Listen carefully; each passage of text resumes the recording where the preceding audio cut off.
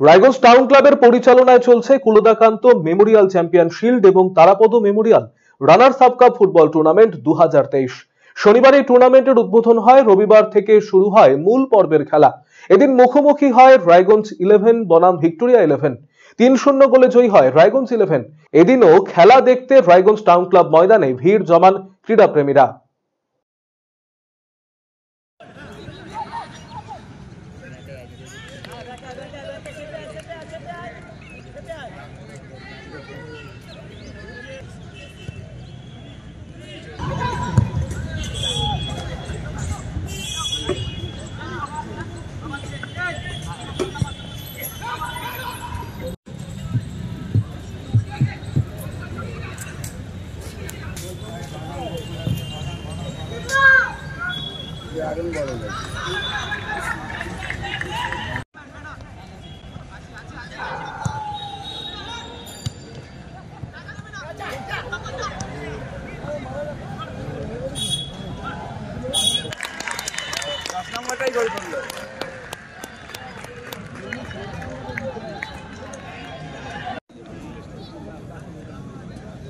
মার সিনাতে